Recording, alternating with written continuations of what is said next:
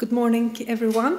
Again, thank you for this wonderful opening remarks. I'm sure we'll be discussing many of these themes throughout today and tomorrow.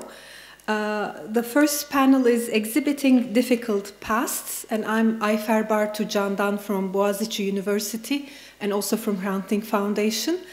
And we have a very distinguished group of people who are who will have, I think, very significant contributions to our discussion of exhibiting difficult pasts. And I also have this unfortunate job of stopping them after 20 minutes. I'll do my best not to interfere with the points. Let me start with our first speaker, Marlene Molio.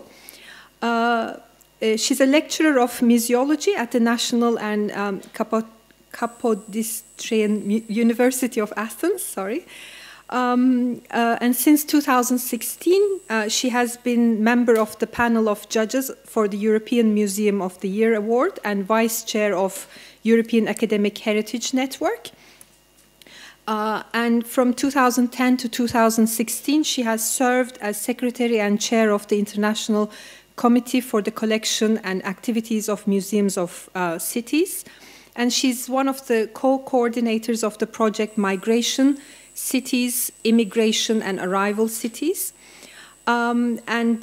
She's worked for 16 years, she's worked as an archaeologist, museologist at the Hellenic Ministry of Culture.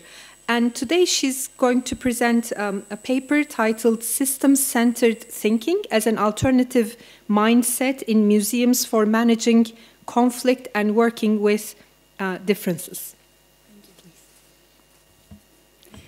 Thank you very much for the introduction.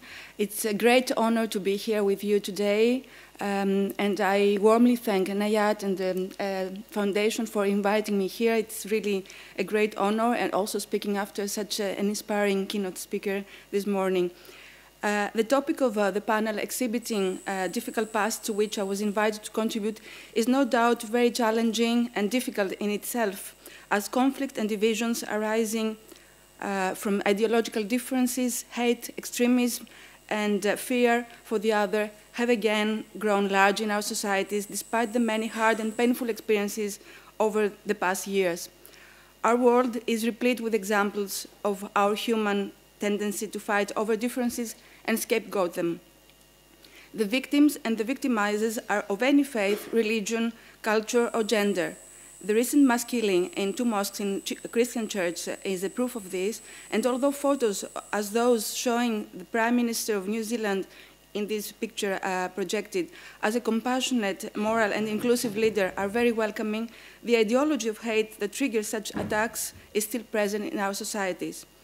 So I believe that if we want to reflect on how we exhibit difficult pasts in museums, we need first to reflect on how we manage conflict and differences in our contemporary lives. And if museums are potentially activist institutions that can offer social healing and hope, and could be safe spaces for self and group reflection, then we must better understand how group dynamics function in real life. When Nayat invited me to participate in the conference and in this panel, my mind did not go immediately to museums, I must confess. It went to a different field of work to which I'll turn my lens in the first part of my talk. This is the systems-centered therapy that has been developed from the 1990s onwards by Yvonne Agazarian, a colossal figure in the study of group dynamics and psychotherapy, who was born in 1929 and passed away 2 years ago. Agazarian grew in London with an Armenian father, a French mother, and her 5 older siblings. She was only 11 years old when World War II broke out, and as she confessed herself in interviews, the war and the Battle of London had a very significant impact on her. She recalls the courage of people during the war under the bombing, the solidarity she saw between fellow citizens in the streets, and how much they held on each other. This courage and the overall learning from the World War II became her conceptual model of never, never give up. She dedicates herself into understanding how conflicts arise and how differences can be worked out. She thus developed a theory of living human systems and its system-centered therapy and training, a method by which the therapist encourages the group to learn the skills of how to communicate within and between subgroups. When similarities and differences are processed within and between subgroups, integration takes place at the group as a whole level. Her seminal work has, of course, been anchored in the field of group psychotherapy, yet her colleagues emphatically acknowledge that it has far-reaching implications that go beyond group therapy per se to a theory that helps us work with our common humanity, and so her theory can be applied to any living system, as small as a person, as big as a nation. The heart of her theory posits that discriminating and integrating differences is the major change process by which all living human systems survive, develop, and transform. Usually, the automatic response to difference is defensive and conflicted. Groups tend to split the similar enough and good from the too different and bad. Yet, by seeing both sides of their issues, as well as integrate them in their lives, humans can resolve conflict. So coming into contact with Agazarian's method, I had a kind of a light bulb moment. What if we can explore a link between system-centered thinking and museum practice, and by doing so, try to understand some museum interpretive examples that deal with difficult pasts, how they build their narratives about difficult experiences, and explore if the system-centered theory can create the conceptual space for coordinating meaningful dialogues and reflections among museum audiences. The sample of examples I'll draw from today is small and limited to cases I know personally as a judge for the European Museum of the Year Award, visiting different candidate museums that deal with difficult pasts. So I'll selectively bring forward some that serve my attempt to find this link and see if and how it can be useful. But first, in order to explain better the core functional subgrouping method of Agazarian's theory, a short infographics video will be useful. If I find it. I think it's here. Functional subgrouping, the core method of system-centered training developed by Dr. Yvonne M. Agazarian. In the beginning of this group or this team, there are no differences yet. Soon a conflict emerges. There are two sides. We call them subgroups. And in this picture, the two sides are represented as blue and yellow. The usual response to difference is to try to persuade it to change. So the yellows will try to convert the blues, and the blues will try to convert the yellows. Neither listens to the other. Pretty soon the frustration rises, and each criticizes the other or plots how to get rid of them. The communications back and forth are filled with yes, buts. Functional subgrouping interrupts this pattern.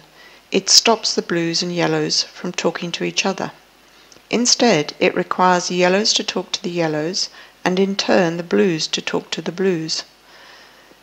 In a climate of similarity, it is easier to open to tolerable differences. The yellows start to discover small differences in yellow, represented here by different shapes. They discover differences in the initially similar. In turn, as the blues talk to other blues, they discover small differences in blue, again shown here as different shapes. At some point, they both start to discover similarities across what was initially different. The boundaries of the subgroups open. The group or team has now integrated its differences and developed from simpler to more complex, with more resources to use to do its work. Functional subgrouping is useful whenever there is a difference or conflict. Functional subgrouping, the core method of... So Agazarian's method has been applied all over the world and in many levels of living human systems. The subgroup, not the individual member, is the basic unit of the system-centered theory, not the obvious stereotype subgroups like age or sex or race, but functional subgroups. Stereotype subgrouping is one of the first ways the group as a whole structures itself to contain the differences and maintain group reality. Functional subgroups are different from stereotypic subgroups in that functional subgroups come together around dynamic differences, thus mirroring the way that systems develop. Functional subgrouping upsets the social order by making a place for everyone and letting everyone find their place to make the social system work. So I now turn to museums. My first example is the World Childhood Museum in Sarajevo, winner of the Council of Europe Prize in 2018, and most likely already known to many of you. The World Childhood Museum is a story-driven, small museum that advocates peace, reconciliation, and the value of cultural diversity. The museum introduces itself in its website as the world's only museum focused exclusively on childhoods that have been affected by war, and as an independent youth-led organization that rises from the crowdsourced book War Childhood, a book of testimonies that was designed and implemented by Yasminko Yalisovic, a talented young man who was 4 years old when the war broke out. Through a combination of donated personal items and their contributors' descriptions, the War Childhood Museum tells the stories of the children that grew up during the Bosnian War. As the museum officials hold, in highlighting children's individual stories of tragedy and resilience, the museum expresses in universal themes that are today equally vital for Europe as a whole. To this end, the museum has partnered with human rights activists and organizations from Lebanon, Syria, and Turkey to produce an exhibit on today's children of war to be presented in different venues across Europe. Its ambition is to grow into the world's largest collection and archive dedicated to the experience of growing up in war. So adults that were children during the war was the functional subgroup that the museum wanted to address. This was the key criterion of similarity that discriminated and integrated any differences defining the corpus of museum donators and storytellers, independent of their gender, religion, or social status. The press release of the Council of Europe stated that the World Childhood Museum was deliberately apolitical, and although the lack of historical context in any introductory text or other support material may have been seen by those unfamiliar with the Bosnian War as an omission, the World Childhood Museum deliberately avoided extra interpretation in order to allow the biographical text to give the tone. By explicitly encouraging young Bosnians in their late 20s to form a subgroup through the path of the generic question, what was a war childhood for you, and what object reflects this memory, the usual spontaneous fight-flight response to differences has been interrupted and replaced with the discipline of functional subgrouping, around which the message of the museum was that coiled to offer empowerment, self-awareness, and catharsis to people that suffered deep traumas. My second example is from France, the Verdun Memorial, that tells the story of the homonymous Battle of Verdun, which was the longest battle of World War I. Fought between the French and German armies, it nevertheless left a pertinent imprint to many other nations. The Verdun Memorial today is a gateway to history and to the material and immaterial remains of the battle in the surrounding evocative landscape. It is a part of a wider ecosystem together with the nearby 9 villages that have been ruined during the war, the soldiers' cemeteries and the fortifications, where the memory of the war is still very much present through an almost daily unearthing of remains. In order to fulfill its mission and keep the memory of Verdun's legacy alive, the Institute has invested on the latest transformation of the museum, which was completed in 2016. The revamped Verdun Memorial was symbolically inaugurated by François Hollande and Angela Merkel in 2016, exactly 100 years after the battle started. The Verdun Memorial, however, is not about patriotism. It is about the human experience and condition in times of war, on both sides of the battle game. Its key priority is to communicate to all visitors, no matter what their nationality, the hardness and darkness of war, the severity of human suffering, the respect to human pain and loss, and the importance of overcoming trauma. In this respect, the exhibition gives equal value to displaying the different experiences lived by the rival armies. And although the museum uses the stereotype subgrouping of rival armies for obvious reasons, the emphasis on the trauma caused by war for any human being creates subtle preconditions for the emergence of another functional subgroup the more universal one, which is humans suffered by war. The respect of different religions by honoring the diverse backgrounds of soldiers lost in the battle, Christians, Jews, Muslims, is also another element to be noticed. So in this case, it also applies the systemic principle that when similarities and differences are processed within and between subgroups, integration takes place at the group as a whole level. The temporary exhibition, I'll show you some photographs from the exhibitions, from the permanent exhibition. Here from the temporary exhibition that was on display in November 2018, it aimed to communicate how the war was perceived and experienced by different armies, the French, the German, and the American. The infographics, the objects on display, and the narrative as a whole played around subgroupings based on similarities. We were all soldiers, and differences. Differences on the technology their armies used, on the strategies at war, the military uniforms, etc. In the main permanent exhibition, documents, photographs, objects like letters written in Verdun by German and French soldiers, as well as the exhibition commentary, have been selected to reflect the overall message of the museum, the huge human loss caused by all wars. The concluding paragraph of this panel gives the tone. As the fighting intensified, most of the men felt they were defending their country. The French were threatened with invasion. The Germans felt they were in the stranglehold of Russia, France, and the UK. They were all just doing their duty and hoping it would all soon be over. The same with the panel about the letters sent during the war from Germans and French soldiers to their beloved ones with only one aim: to connect and hope. My third example is this year's Council of Europe Museum Prize, which was awarded to the Museum of Communication in Bern, Switzerland, a museum that does not focus on difficult pasts, but a museum that is about human connection in the present. It is a lab for social interaction, relationships, and processes.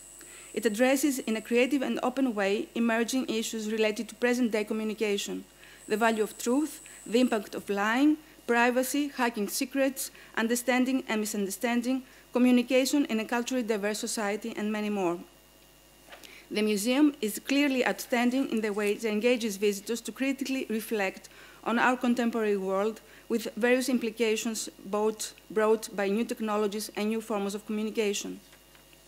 The visitor can read right from the start of its visit to the museum some very important statements, such as those on the screen. And I read, "The only thing that's real is how we engage with our fellow humans." Or another one, "I communicate, therefore I am. Humans are social beings.